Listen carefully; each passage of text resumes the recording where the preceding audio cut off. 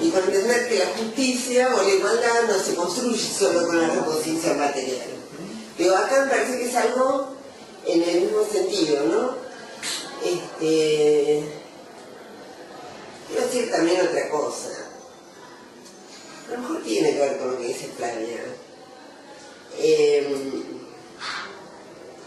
La verdad es que los 90,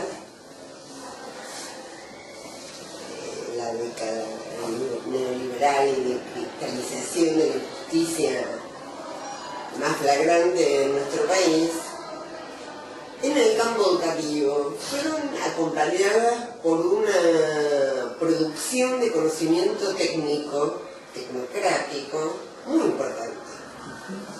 Que yo creo que muchas veces los sectores progresistas subestimamos. Porque ahí había respuestas concretas. Si uno toma el tema de la evaluación, por ejemplo, toma un tema bien álgido. Absolutamente.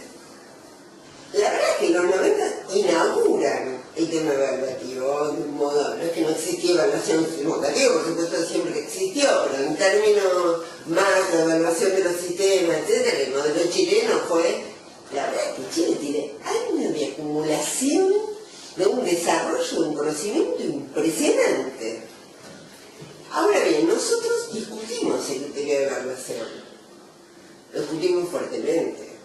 De hecho, en eso creo que los gremios y el Ministerio de Educación Nacional y muchos provinciales están de acuerdo en poder pensar otra cosa. De hecho, además hubo una reunión de Mercosur en el mes de marzo para pensar construir otra cosa. No hay que construir otra cosa. Los 90 construyeron mucho, no hay que, me parece, subestimar dos cosas. Una es la producción de conocimiento técnico que se ha hecho. Y dos, la instalación del conocimiento técnico como una condición para que algo valga. Pero,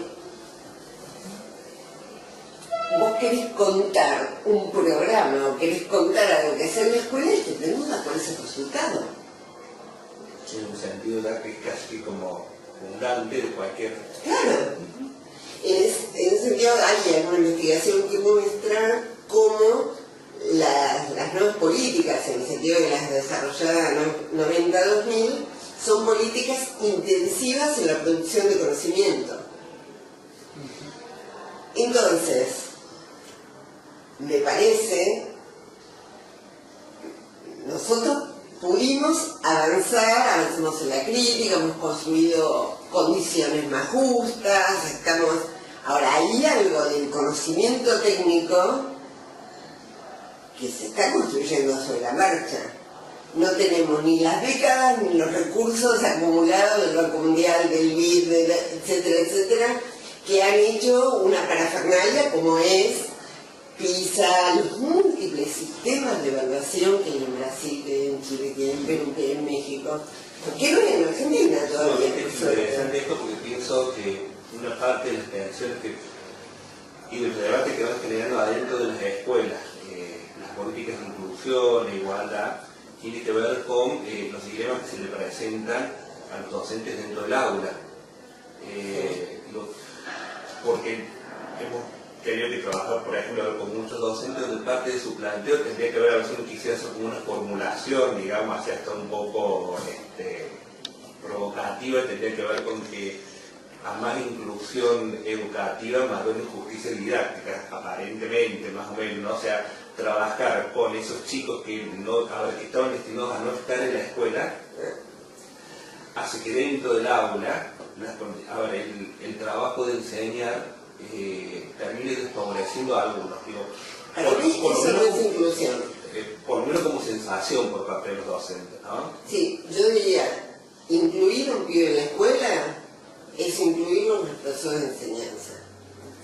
Está genial, digo, esa aclaración porque hay un... Entonces, claro, que el pibe concurra a la escuela, que es un avance hacia el proceso de inclusión, yo no lo considero inclusión. Me parece que eso no está en el corazón del pibe, la construcción de la inclusión es bienvenido al aprendizaje, a la enseñanza, porque vos sos igual que el otro y tenés el mismo derecho que el otro a la porción de la cultura que los adultos hemos resuelto transmitir.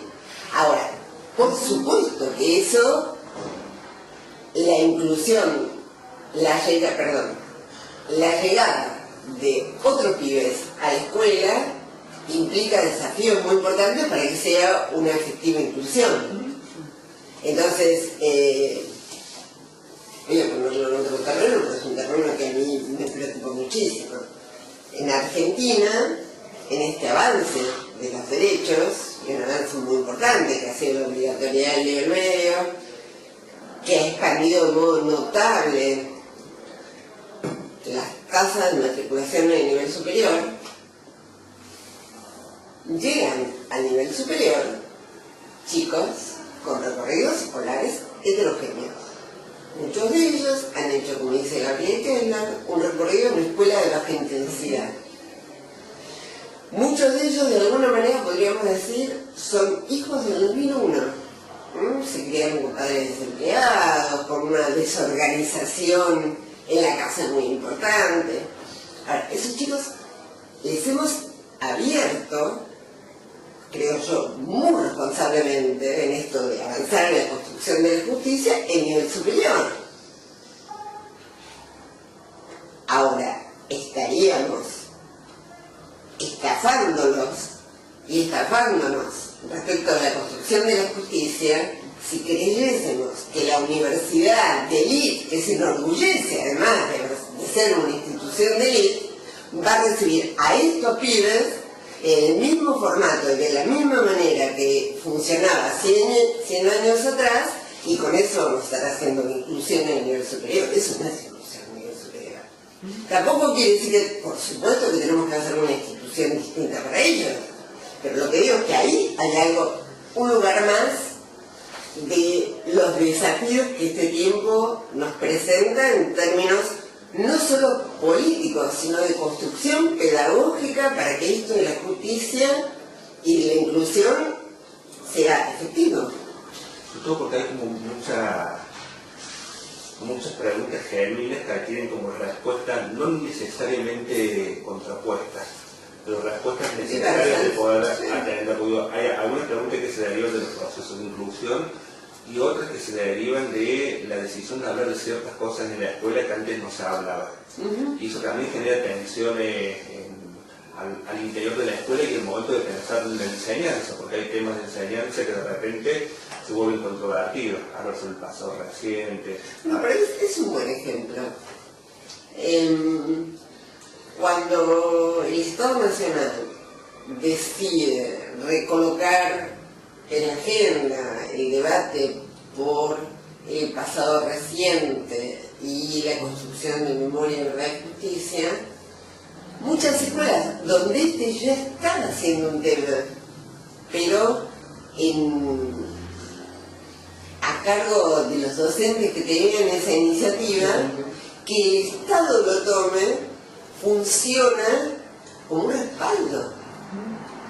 Entonces, me parece a mí que en esa combinación entre lo que las escuelas, los profes, las maestras toman como iniciativas y lo que el Estado mantiene en términos, o puede tener como iniciativa de espacio que habilita, hay ahí un lugar bien potente de trabajo, ¿no? Entre cosas que ya hacen quienes están en el día a día en la escuela y lo que el Estado, por ejemplo, en términos de educación sexual, por dar un ejemplo, que son todos temas difíciles, además.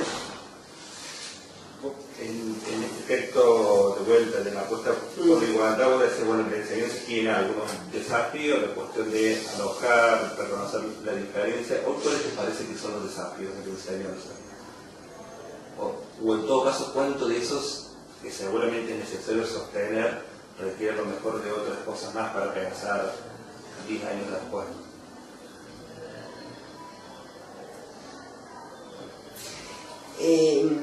A mí me parece que el trabajo de los que enseñamos es un trabajo en relación con la cultura.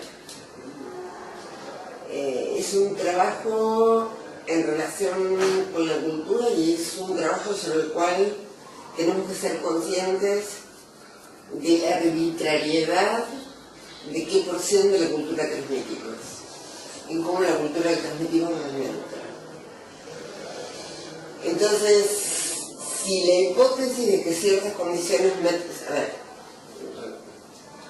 si ciertas condiciones materiales empiezan a transformarse en las escuelas, a la vez que se incrementan los desafíos, me parece que hay un debate más fino alrededor de qué transmitimos y el cómo, no el pensamiento de una didáctica tecnocrática, sino más en línea de una didáctica crítica, que se pregunta por los sentidos, que piensa distintos modos de apropiación, en un momento de transformaciones culturales muy impresionantes. Además, la cultura digital pone en cuestión algunas de las columnas que quedaban en pie en la escuela. Me parece que hay algo de esa discusión que nos debemos, ¿no? Y yo a esto le sumaría una discusión que me parece empieza, por suerte, a ocupar un lugar, que es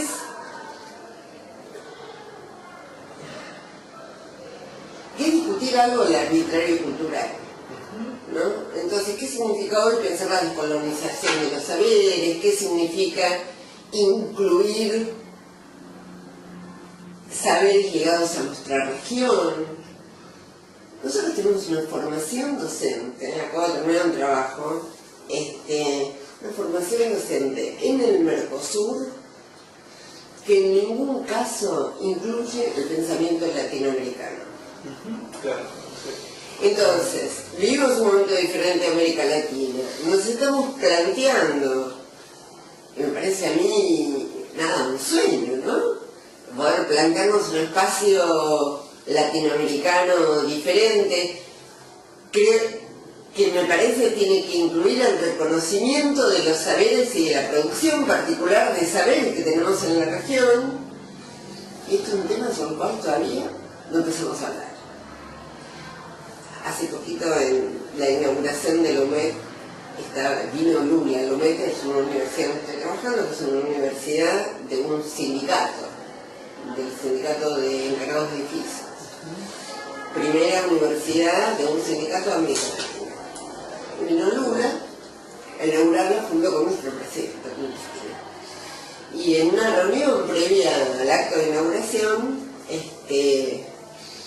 Lula dice, bueno, después de terminar la presidencia, que yo decidí dedicarme al tema de la región, que me parece que es prioritario. Porque algo les quiero decir, que había allí un grupo importante de académicos. Muchas veces nosotros sentimos que vamos más adelante que ustedes, y que nos falta que ustedes produzcan ciertos conocimientos que nos serían útiles en la gestión. Pero cuando uno piensa el tema de docentes regionales, digo docentes latinoamericanos, por ejemplo, esto, que por un lado es la formación también ligada a la región, digo también, pero por otro lado es entender que aquello que se transmite es arbitrario, porque por eso podemos pensar que hace falta América Latina y por eso otros pensaron que lo que hace falta es mirar el occidente europeo. A mí me parece que establecer otro vínculo con la cultura, en una concepción amplia de cultura que reconozca un momento interesante latinoamericano, es un desafío que tenemos los docentes. En ese sentido, el movimiento pedagógico latinoamericano puede ser, por supuesto, un aporte, pero me parece que es un desafío para los estados también, ¿no? Cómo esto, recolocarlo, esa es una oportunidad, un tiempo de cuestionamiento, incluso por, digo, no solamente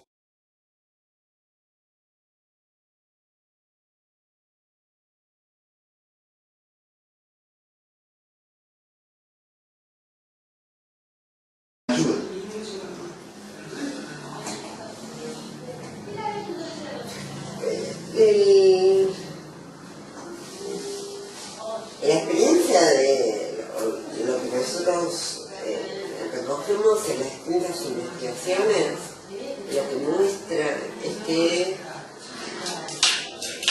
los y las docentes que construyen legitimidad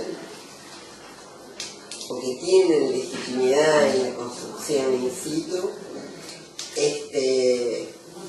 la tienen ligada por un lado a los vínculos que establece. Cuando digo vínculo no me refiero al querer en el sentido que además lo considero muy importante, no me refiero al querer en el sentido de la posición que agota la posición docente, sino me refiero a un vínculo que reconozca al otro y entonces en ese reconocimiento lo incluya. Y también me parece aquellos que pueden hacerse cargo de lo que llamamos la responsabilidad pedagógica, ¿no? Responsabilidad pedagógica tiene que ver con no renunciar a enseñar. Yo creo que tiene que ver con un vínculo amplio con la cultura. A mí me parece que quizás una oportunidad de un momento no tan rígido respecto de lo escolar es poder traer al aula otros recursos, otros momentos, otros recursos, no en el sentido de recurso didáctico, sino una concepción más amplia de la cultura, ¿no? A mí me parece que el lugar de mayor autoridad y legitimidad de la posición docente tiene que ver con el tejido, con la cultura por un lado, y por el otro con la asunción de una responsabilidad pedagógica. Hay una asunción de la responsabilidad pedagógica, está muy ligada al gesto incansable de la transmisión y reconocer a los pibes como destinatarios sin límite de ese gesto, ¿no? Me parece que es ese lugar. Para eso hay pocas fórmulas, ¿no? Y en eso vuelvo a una cosa que decía Gonzalo antes, me parece que es cómo el tipo se siente habilitado para eso, ¿no? Para que ese cuento que le contaba, no sé qué, le prometió su tía, porque dice, bueno, pues el pibe no tiene quien le cuente el cuento, ¿no? Como eso que no está en currículum, que no está en libro de lectura, ¿no? Puede ser parte. Es muy difícil encontrarse con algo inesperado, como posibilidad. Sí, lo que pasa es que encontrarte con algo vos tenés que tener como cierta fortaleza para poder encontrarte con lo inesperado y no sufrirlo, ¿no? Meriencio tiene una idea que a mí me gusta mucho. Él dice, hace falta un espacio de seguridad, y lo usa para otra cosa, pero digo, hace falta un espacio de seguridad que te permita equivocarte, que no sientas que con eso todo está en riesgo. Además, la posición docente también vale eso.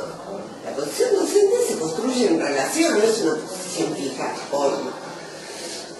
Pero en esa relación tiene que haber un espacio para que uno no sienta que cuando uno corre cierto riesgo está poniendo en riesgo la vida propia. Tiene que haber una seguridad para equivocarse, también para remontar aquello donde uno se equivoca, que es un espacio de seguridad, no implica renunciar a la responsabilidad pedagógica. Bueno, digamos que hoy tenemos cada vez más docentes más humanos, ¿no? Y eso no debería horadar la autoridad, la humanidad, al contrario, deberíamos encontrar modos de renovarlo.